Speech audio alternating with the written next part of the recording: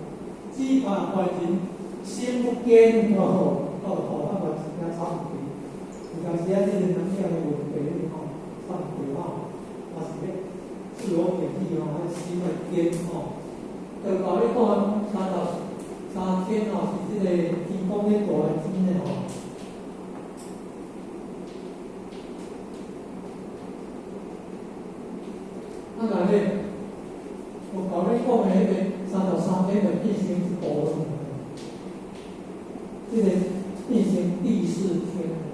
第四天里有个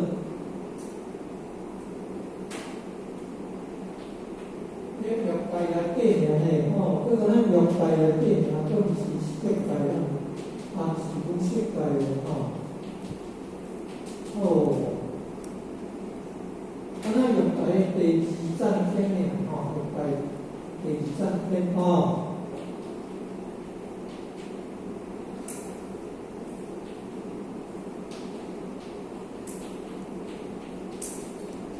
打开，我搞咧讲的讲28天咱咧办桌的时阵请大金有讲有28小户咱咧讲的28小，唔系讲是只28天是共款咱一般咧讲的叫新小，咱若天学讲还是不如共款有啥物星座的28小、新小、小命论、小命通的小我今日讲的讲28天，后日讲的讲328天3拜用拜设拜不设拜咱的五节一天是超过3拜无极里面是超越3界不设界还没有到5天的那这个来6天内底第一天就是有个4天天第2天就是这个3到3天这第4天，这个我搞的情况的第4天还天公天公里面我搞的情况的4体观音4体观音道教的讲叫阳上帝意往上帝讲阳大帝这两个因素是佛教的因素所以讲法的这些这第2站天第3站天我的印象就是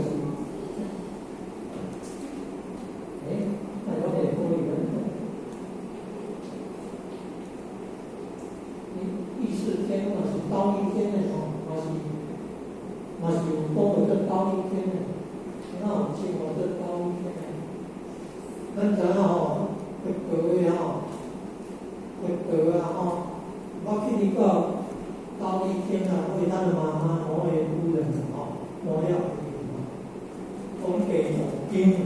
讲地藏经，所以讲地藏经是天上讲的第到第2站天到2天就是第4天就是3到3天天公说用来第2站天讲妈妈摩耶夫人摩尼释迦摩尼不是摩，达摩就是一摩就是耶稣的摩耶夫人讲地藏经咱地藏经就是佛教咧讲的孝经，佛教的孝经就是地藏经咱第3天就是夜摩天，第4天就是高一天，不是多帅天，第4天多帅天，第5天他化乐，第5天化乐天，第6天他化自在天，他化自在天这名称很多可以往后找了第3层天的夜摩天，第4层天多帅天是我们弥勒祖师所在的天，他那讲的多帅天这是异界第4层天。不过不能说是因为异界就不尊重不重视我们这个道的尊贵那你讲目前将道观是这个将天观。将天观，将表扬天的天观，表示天观就是天宫的天主就是咱讲的这弥勒祖师的这未来的佛呢，当来下生弥勒尊佛呢到大咧讲法讲人要升佛爱升去多率天宫做天主啦咱知影讲的这咱弥勒祖师头边的做多率天宫天主了他过来到圆湖体咱这个人世间他有搞咧讲啥物真实的对人为的他会来到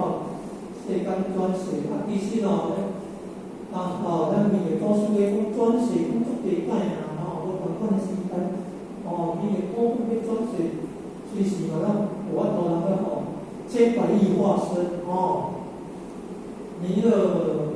时时是时人弥勒真弥勒时是时人时人自己不认识的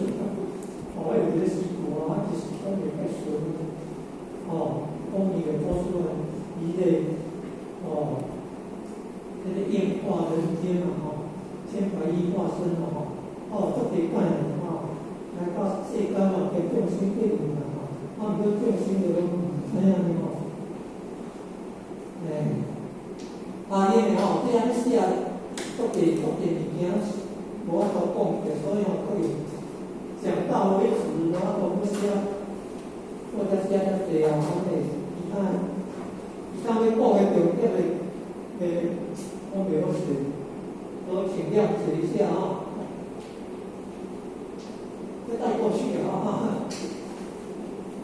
重点你家第四天就是多率天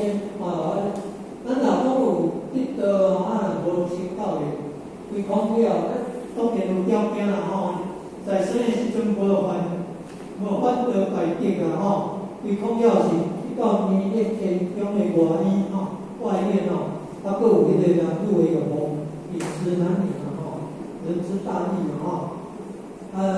至无法度时间无男女以外爱有历清考验有历清考验的有成功历定无法度改变规空了呢到弥勒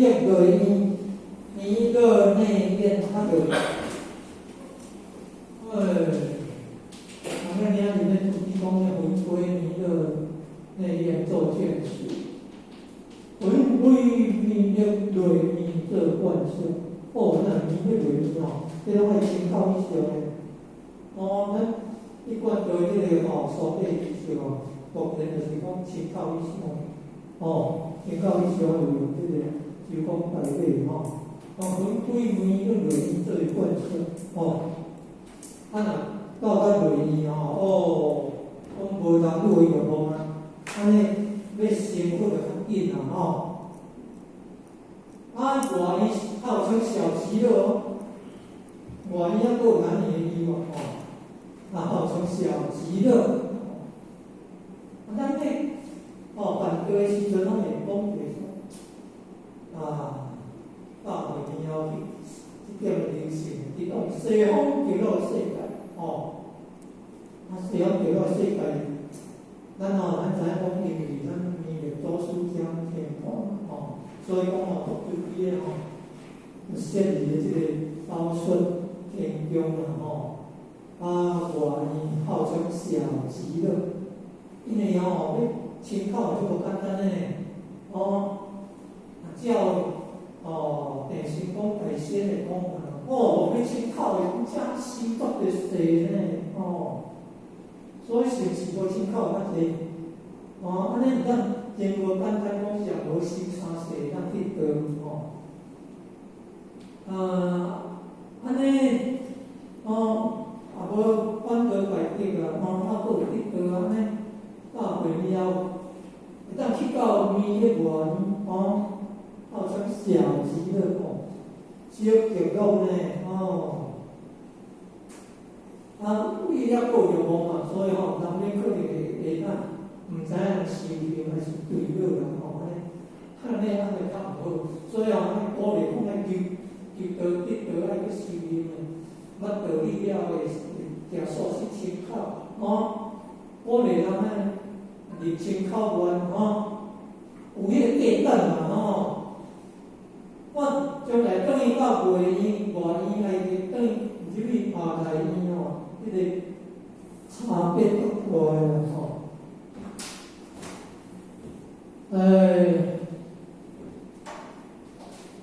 个因为这个设计18节天较无咧讲啦，这比较多出来不设计4天这无简单照讲啦，你修甲迄个顶界，那是足粗修的，足无简单的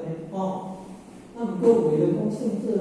无得着道，无法度超过生死轮回啦无得着真传，无得着无法度超过生死轮回之苦，所以得到这样宝贵这样无简单修甲无设计上悬的咱还佫无法度超过生死轮回之苦，三界咱佫无法度超过生死轮回之苦呢，所以得到的宝贵超过生死轮回之苦咱即马讲迄个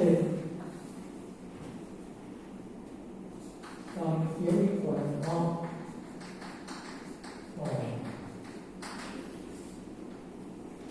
你讲的3天是啥物天？你讲的3天是离天、气天、上天。这毋捌听过人毋知影呢。这还参考迄个理学家理学家的讲法理学家注重这个因为这3天一定是跟这个三界三界有关的嘛因为咱中国这个古早有迄经典的那个易经的群经之王儒家的经王易经，迄电脑是叫迄个易经迄个有迄八卦内底主要就是迄阴阳阴阳，迄卦内底嘛佫有一个连的，迄个断的连的就是阳，断的就是阴就是离不开阴阳易经的系辞传，孔子宗做的易经系辞传易经的艺术观讲一阴一阳之谓道，一阴一阳之谓道根据迄个原理毋敢会创造这个电脑啦、网络啦、地位人的手机啦已经变到这网络顶管上上课呢，听道理的上听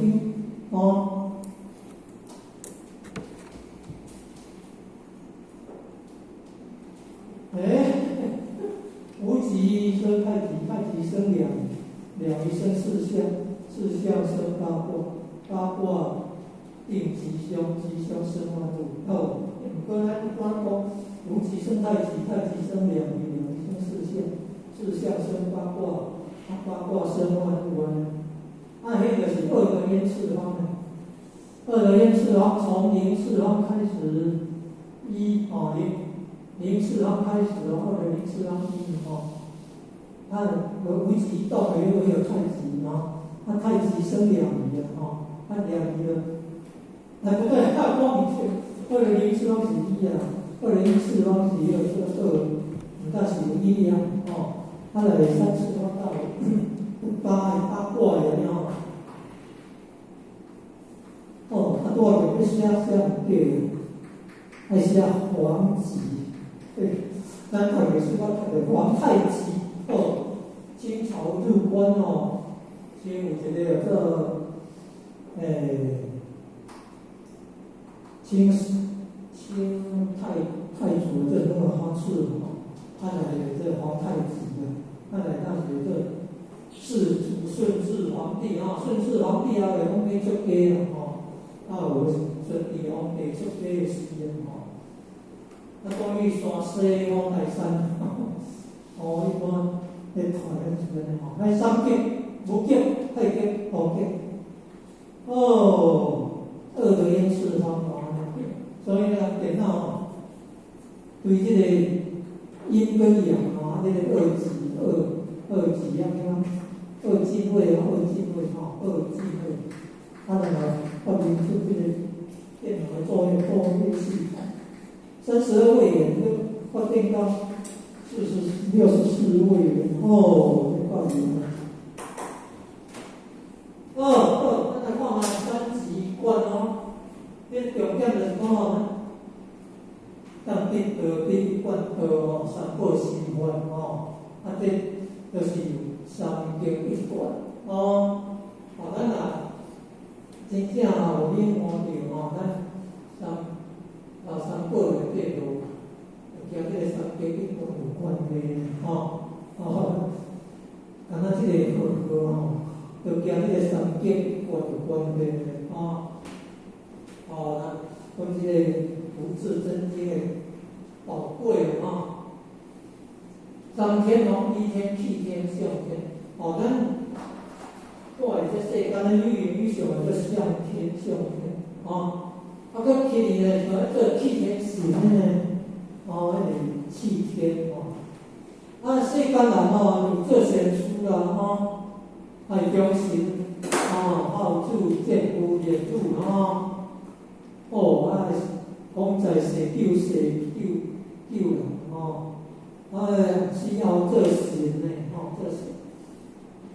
像讲做妈祖的迄毋是逐个人姓义就是讲有修行迄个地迄个地道观拢是爱世间人所以伫妈祖庙做妈祖的有迄个年限所以讲无求得一个超过14个月做神嘛是有一个年限为讲做500天的是做300天，做几百天咱若是对宋朝到这阵已经1000天了96元建国这阵2022年了已经第10年了清元当来所以讲讲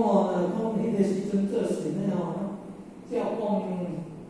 做几百天的嘛已经过了所以讲爱求道那是足重要的对超过14个月讲到这个天地人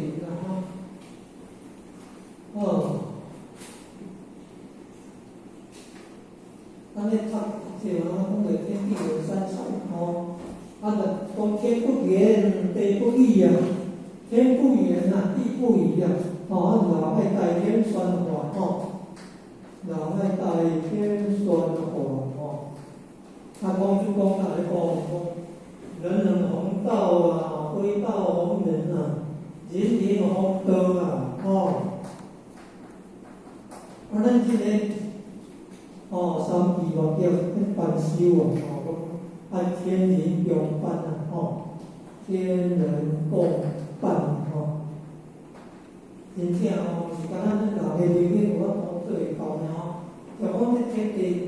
中这遮济灾劫灾难那佛教的讲法讲物质界有这成住坏空的这一节一小节是一节有时候久了会忘记前面两节成住坏空这个心理方面的这生住意灭，生产生住停留，意变化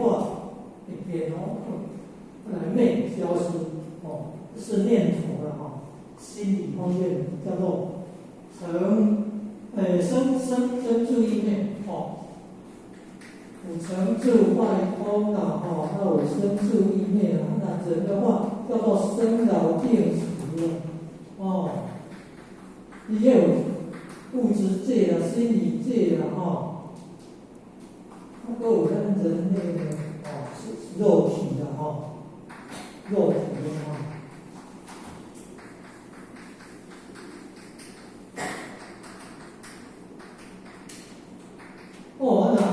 像释迦王爷我做太子的时候是悉达多太子啊，这当太子啊，都有迄个地位嘛，看到迄个优势些嘛，就我当年生死，生病死的痛苦，真正是足大最大的痛苦，因为大家讲生死事败生死事大会当超过生死轮回之苦这那是大事啊有可为这大事以来到这个地球来到这个阎浮提世界人间要度化众生，一大事一年就是要开示悟入佛陀的正知正见那开悟者是不是能够领悟到这个观察看观察这个物质界观察这个心理界的心内容心理的观察咱人的肉体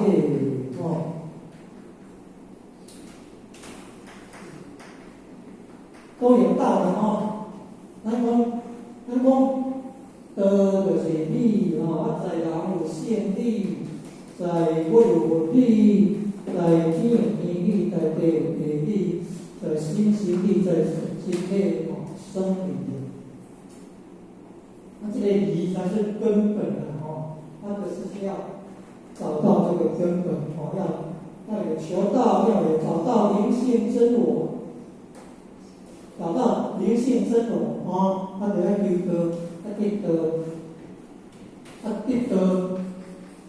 灵师指点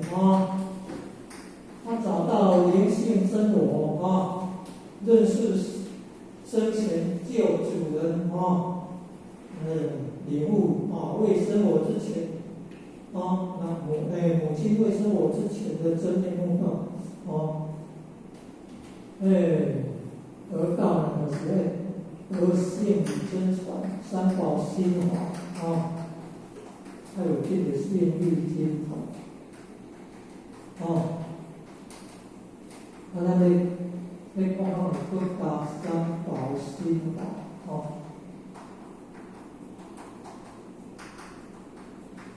那浅显就给你来讲三宝其实是一宝到底是哪一宝为准？当然是活宝为准活宝就是咱的自信活宝就是要找到真主人得到目的就是要什么？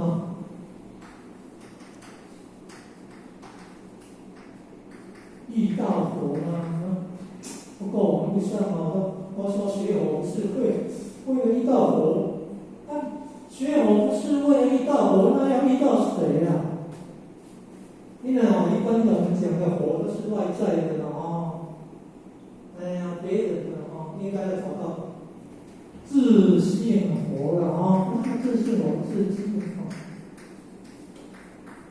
要找到自性佛了所以要灵师指点还有灵书机电让所以对主性分自性经用自性真我这个慧命无穷肉体的生命有限那个法身慧命这个才是法身慧命法身慧命无穷相往的这个是真的只要有肉体只要有肉体肉体生命有限肉体生命有限法身慧命无穷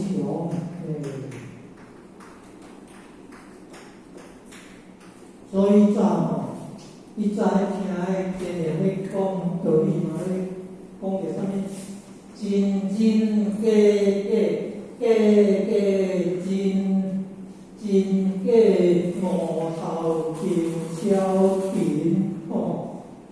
刚刚回答简单哦。一般世间人就是讲因为我多认真吼，讲认真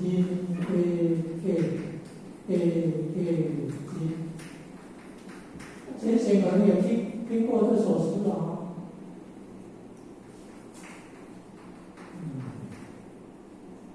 怎么会这样说呢认真过几天到2月，真真真真到2月，真5头定超定，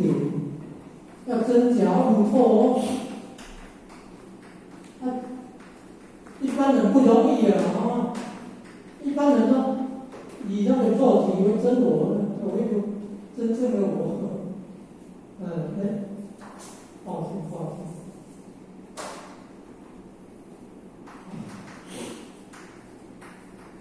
我了解了，都没有串。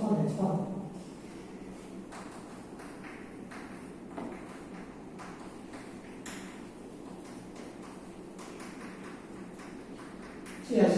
算越算越多。你看你乍见面那时候就讲这个师傅。真假5头定超定超定那个超较安定超较4轮为1箍真的是咱的流行真假是咱这个肉体毋过咱一般世间人真正人无讲。有咧探测咱的灵性灵魂找真主人还是讲拄着先知先，招讲来去拜拜开发这智慧无简单呢，你甲讲讲迄讲迄真正有当时讲的爱甲客气当然话不投机半句多。讲了伊毋是要爱听，我好听的话，所以讲咧道人这地学问无人就讲伟大的圣人至圣先师孔子，他就是能够因材施教，因材施教咱有迄个地位，知影人的根基根气，人要爱听啥话，人要爱啥话，人要需要啥话。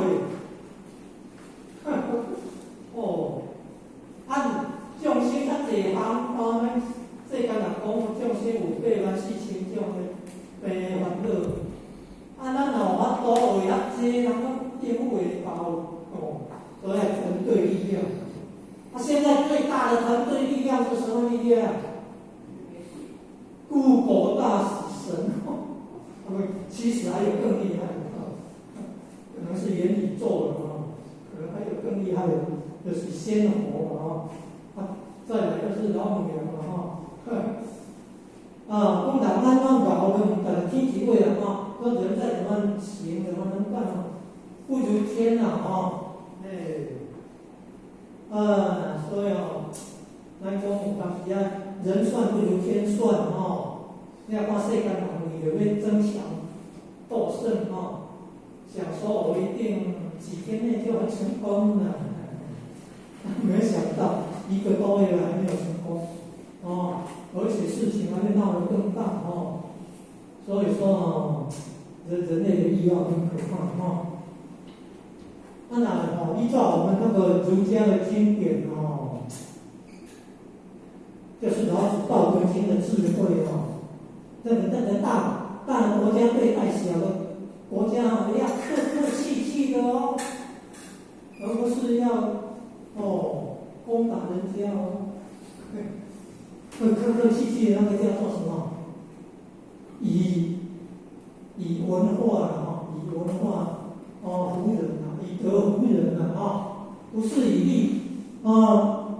以利攻人那个叫大呢大道了以利隐忍那个大道呢，还有以德服人那个才是王道啊。孟子的说法是什么？不是杀人者啊，天下能易之啊；不嗜好、不喜爱杀人者啊，能统一天下呢。还好战必有好战的结果下场如何？哎呀，国力急速下降啊，经济受到制裁你看人民跟着一起受苦啊，生活水准倒退到几十年前了下场不堪回首。想不到照理，人类来在这个地球上已经累积那么多年的智慧了，为什么还是没有办法控制悲剧呢？不是能够宣扬得来的没有？我跟你商量一下你有一些土地给我就好了，我会去找你们你们可以安居乐业继续过生活。不要土地是我们的，绝对不可以给你。哎呀，没有那么容易了各有立场各有坚持每个人有每个人的我执要去除我执不容易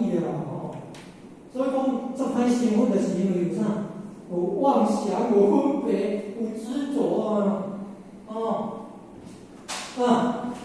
妄想、分别、执着今天上不搞笑，谁没有妄想？重要的是要转念转凡成圣转事实的为这个修道办道的，对转事为智是佛教的说法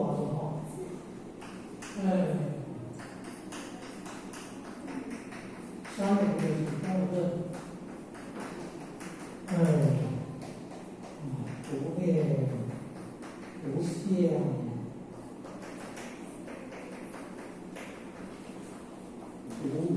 就讲《道统经》的核心六祖坛经的核心思想那个《道统经》六祖说是个地藏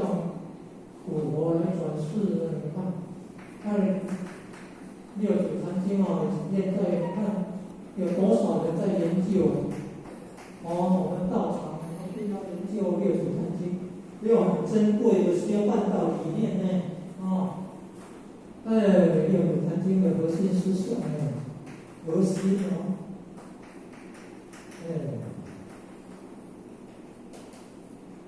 来印证一下，咱合作唔捌字呢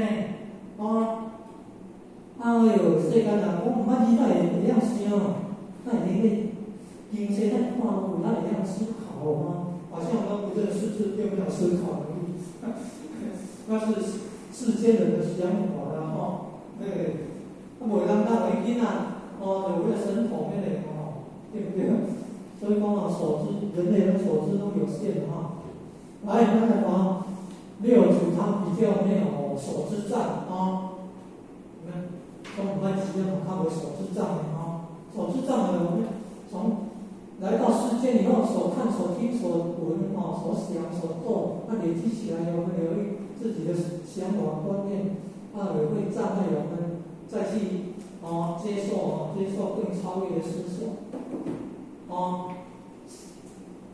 看我所知障比较容易拿到这个什么无念、无相、无住咱若做咧讲啥？若做标这个有个神秀大师神秀比赛谁可以得到那个主位吴主要传位给他们到底谁可以得到呢？你看六祖已经达到五的五功六祖已经达到五的层次，五的境界比较低，有来高来，怎么证明一下？六祖已经达到有5个层次了，要超气质无理哦，超越有形有相的哦。那去经文里面去找那个无的不就好了吗？无经文里面有无的，找。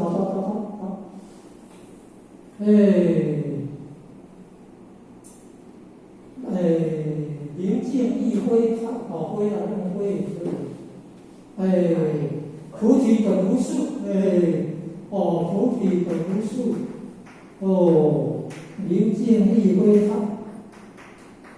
对呀，菩提本无树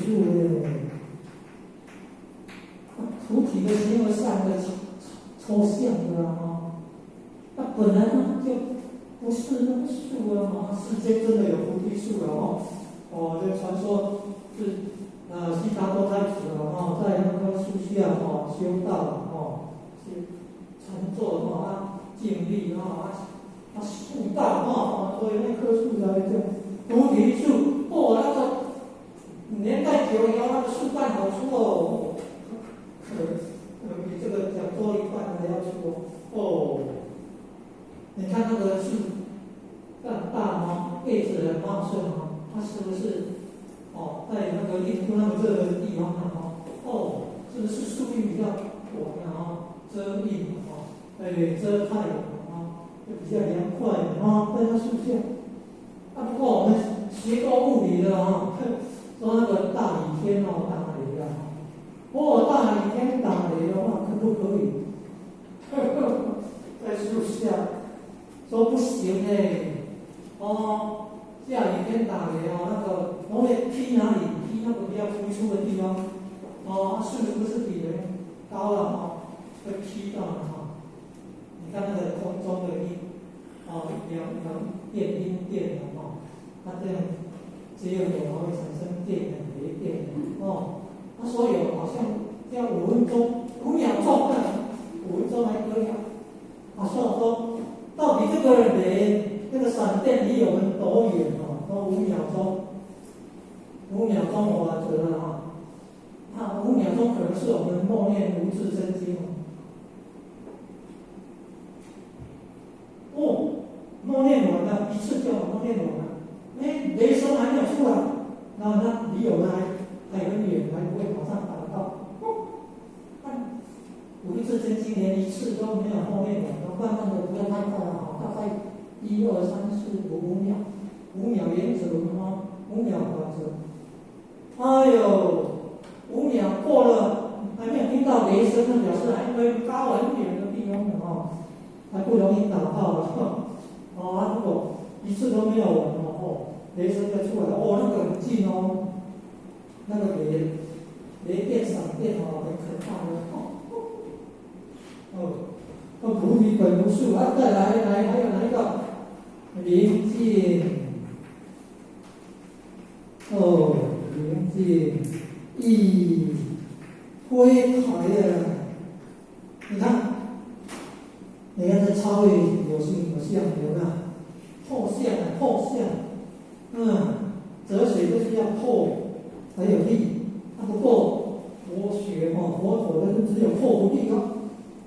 只透不力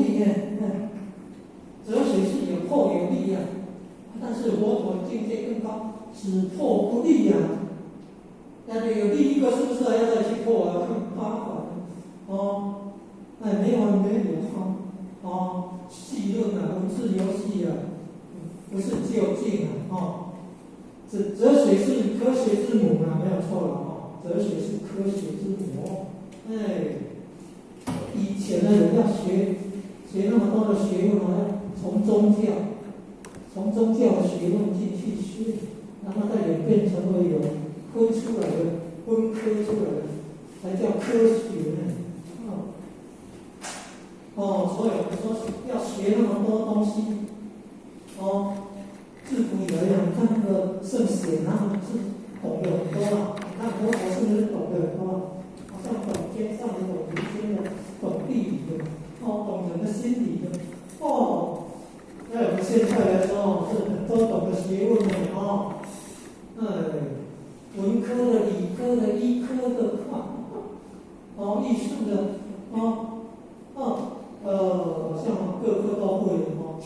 全才啊，全才啊，好，那来看啊，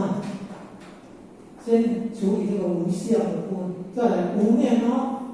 念后学是想到什么来句？无念后学想到哪句？到底是何处者尘埃，还是本来无一物啊？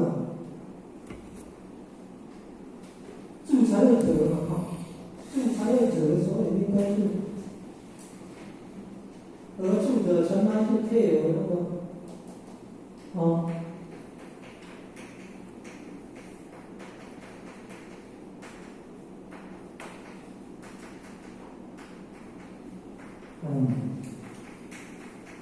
了，那剩下那一个就是配合这个，这个叫做什么？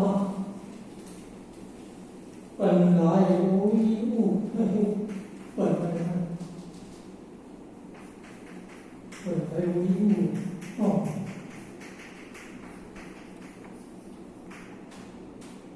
你看啊，无主就说不是本心啊，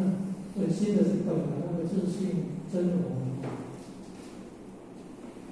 本来无一物啊，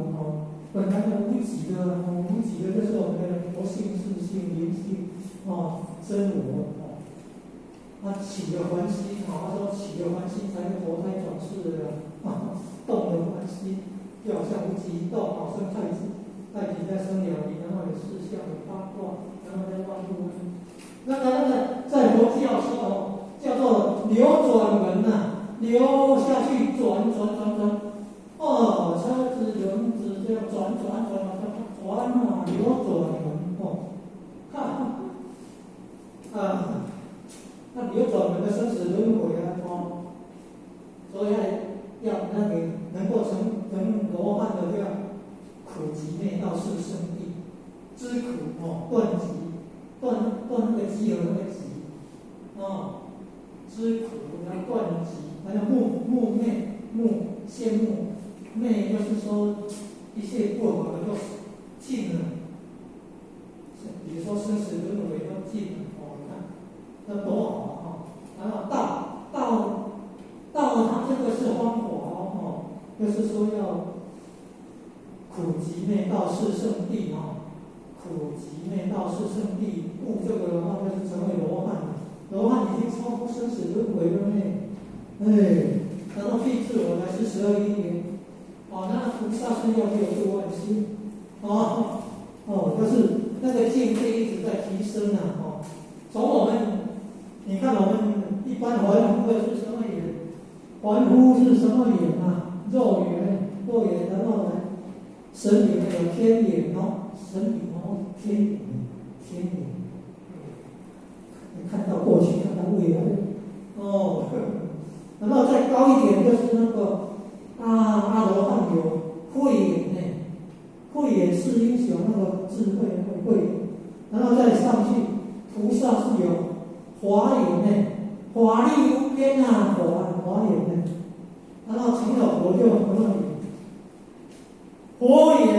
佛眼是众生一视同仁佛眼是众生一视同仁那个才是真正的平等那个才是真正的平等真平等，你看成佛了才是有办法真正平等对待不然我们一般人都有那个什么分别有差别待遇不平等因为人世间人为转世久了也有身口意业造成那个因果报应因果了也会造成说有恩报恩，有怨报怨的以德报怨的真不容易一个家庭里面就有恩怨的人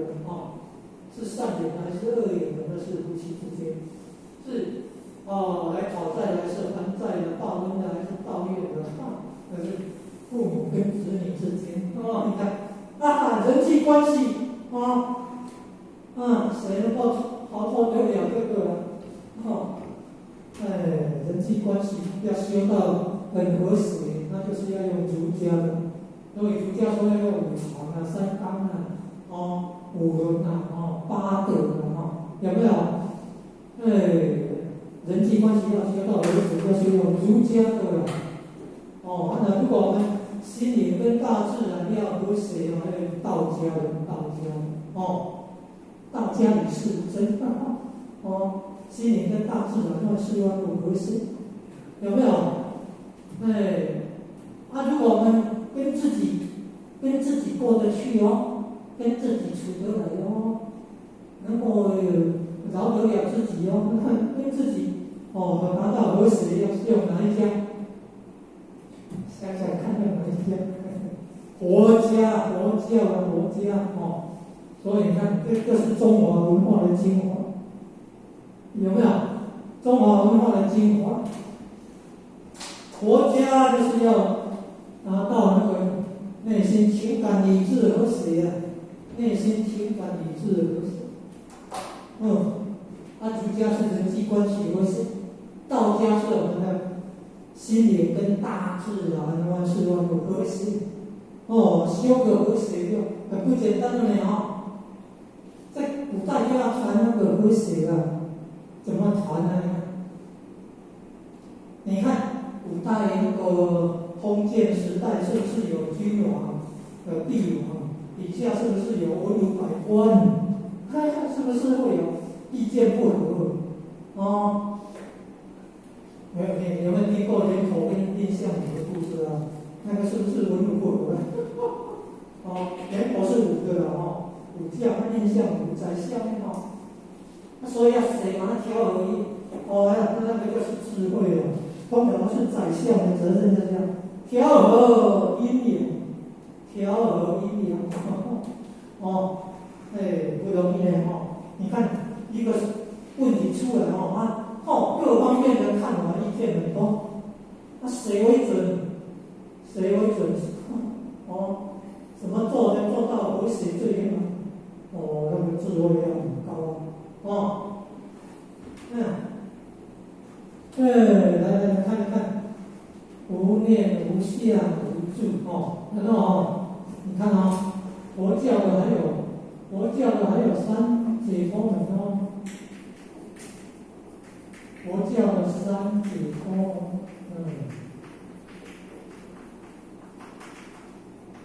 因为这个或许有请问过人家，当现场没有办法回答，有可能没有想过了。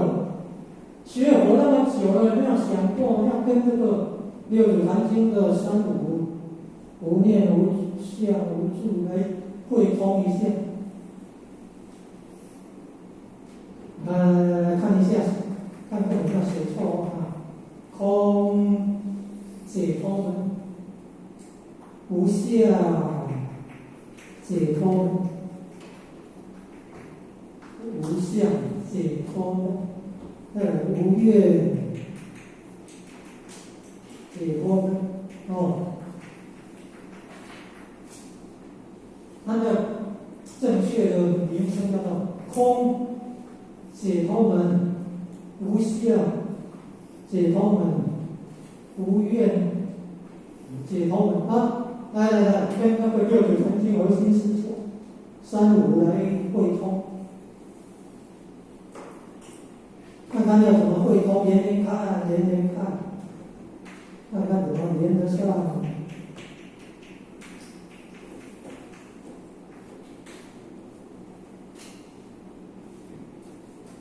或许目前是还这样排列因为或许就想到说这个空一般都说不是没有啦是有的境换。这以前的吴处长也有谈到说净化，不是没有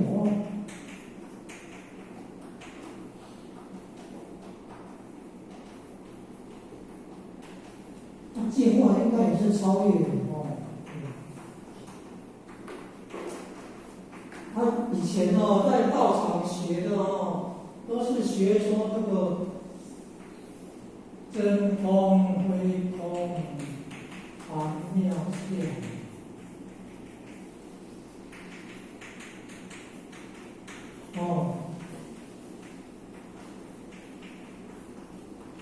前道场里面听的都是这样哦。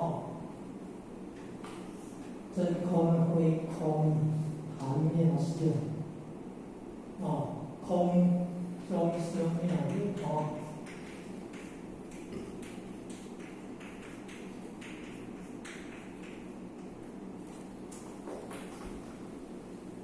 前些呢，是不是听过这个空中能够生妙有？哦，那记得啊，这个空不是没有而是净化呢。你看，转世六字也是要净化啊，转世成智啊，转八世成世智啊，那个也是净化。净身口意三类，那个也是净化。心灵改革，那个也是净化啊。那你看那清净经教人家要净，好像感觉上好像是跟静坐那个静比较有关系一样我们感觉上是这样当然佛教的那个静是这个静呢，清净的静是这个静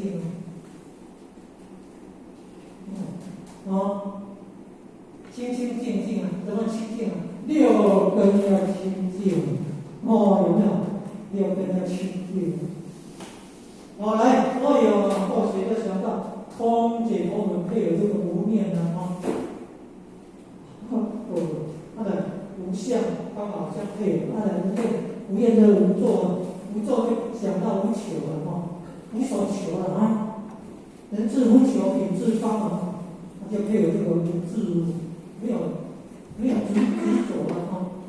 这12因缘里面，爱取有取的爱取的有爱处的义的但是无处就不会爱取占有那个反方向的修行，就是那个反方向的要到还昧门，还原要还昧那个昧极昧那种昧，义还昧快要给传输去对有的叫不要转人修行的叫还昧人这样好了，抱歉心得没有办法讲得很清楚，还有一些还在整理之中有讲错的地方，上面几遍传师几遍连谅解的先讲到这边的咱们大家直接就去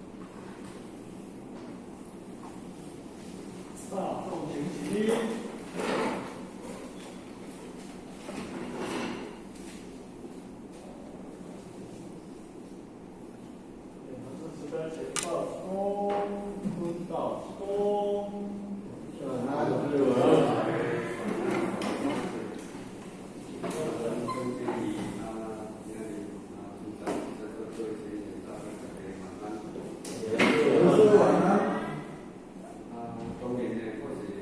期待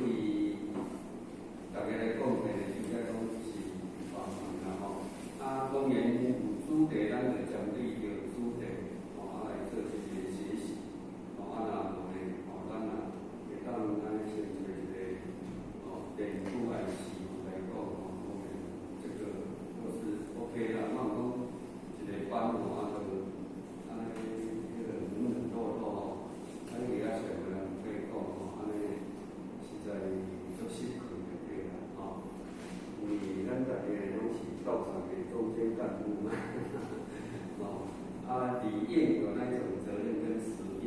来庄严每一个班会啊。当然，另外呢，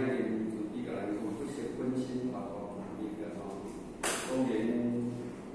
有了解呢，咱就知影讲，其实你爱怎达到明心见性因为不是分心，人讲感官不离性，拍击不离点嘛。想象可以吗？是不是不可以？这个就很难因为我们求道呢，不是本心邪法不义嘛那当然在这里所讲的本心，就是我们的良知良能。那是在儒家在讲，就是讲良知良能其实它是一样它的文字讲法不一样，但是它所指的意念它是一样的。当然，儒教圣人所讲阐述到我们的这个根本那言辞不一样，但所讲的就是一个根源。那当然呢，在这个自心来讲，不是自心邪法不义所以说我们在经典上为什么讲经不离性，打铁不离章呢？所以在经典上我们所要探讨的，因为我们都是强调，我们不是为了福寿，对不对？我们不是到一般庙里面烧香拜拜，就是和尚所求的就是一些福寿。那当然，在真修者来讲，他不是为了自助的方法是不是那个世间法？是要如何来出世间法，让你的助性能够回归到原点嘛？这个是本来修行者他的宗旨，就是在这个地方。那如果说你不知道的话呢，当然你就是盲修瞎练你不知道在道场上之所以为了什么，也许是为了是福禄寿，那这样呢在修办当中呢就会半途而废的，因为不可能我们今天在修行都不会遇到逆境会不会遇到？会的所以说呢我们能够去了解在人世之间呢每个人有每个人的因缘。那当然要了解我们平常所讲的这一个摸得着根成佛子，摸不着根瞎修行嘛。你知道你修道的宗旨在明心见性，你要找到你的本心，你的良知良能。那这样所讲的本心良知良能又讲到哪里去？是不是讲到自己的自信？自信佛嘛，不是讲别人，是讲自己。因为自己生死自己了嘛。你做的不会跑到后学这里来我做的不会跑到你那里去。公修公德，佛修佛德嘛。所以说呢，在经典上所讲的关照，也是关照自己是不是？所以在宣远皇帝呢，他拜了72师那么72师他认的那个也不是他要的，最后拜广成子13岁，他也带有了天命所以说呢，他拜广成子为师，唯有就是找到这个天下大名书，能够指他生死轮回的路。所以真的修行就像我们常常可以讲王我将相之所以在人间的荣华富贵那么好，那么为什么还要修行？是不是就不是为了荣华富贵？是要脱离生死所以要找到你的本心。所以在那个体验遇到那个蔡先生，这个蔡先生呢在公庙已经40年了。他说差不多他大概30年了，因为在10几年前，他遇到那个洪先生，他拿了所谓我们道场的书，所以说呢，书籍来讲有解释后天跟先天是不一样。或许现在讲这种视频里面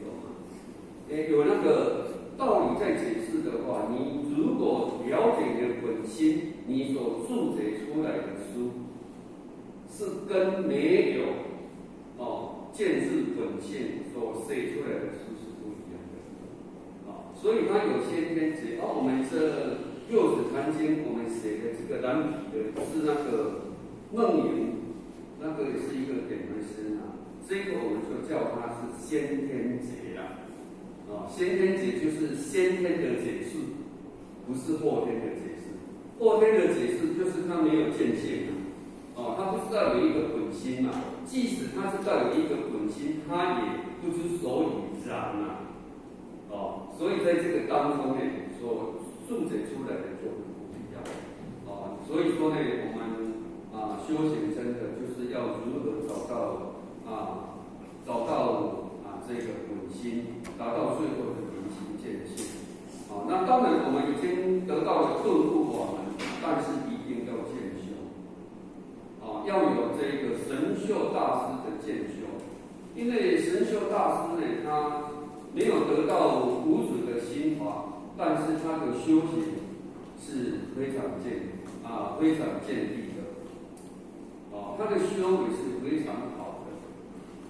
那当然他没有办法得到心印大法，其实他的意见就是在还有嘛菩提他所写的一句话就是心身是菩提寺心如明镜台时时勤佛事时时勤佛事勿使尘埃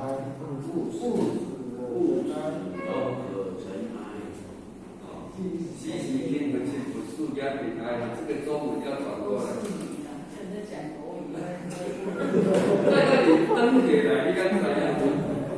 没有关系，我们都是在研究，没关系我们一个分析那当然，因为师姐她也好学，真的这个不可多得的人才当然我们就是跟他陪着他能够成长，我们也陪着他能够成长那因为时间上的关系呢，那或许就在耽误了那希望我们讲信班呢，要越来越多的鼓励我们的同学大德呢，大家一起学习，把这一股热度呢，能够把它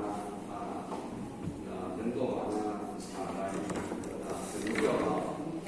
在这里或者最后祝福大家身体健康，万事如意。那我们到时候做红伞感恩。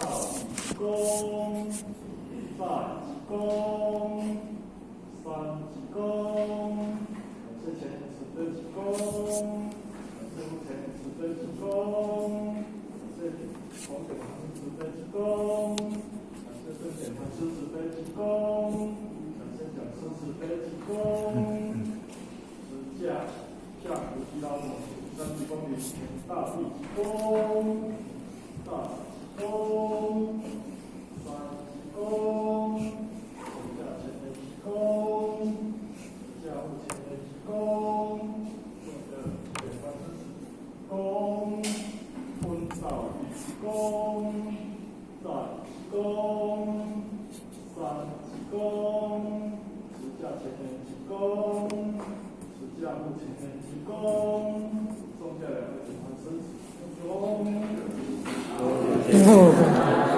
真是。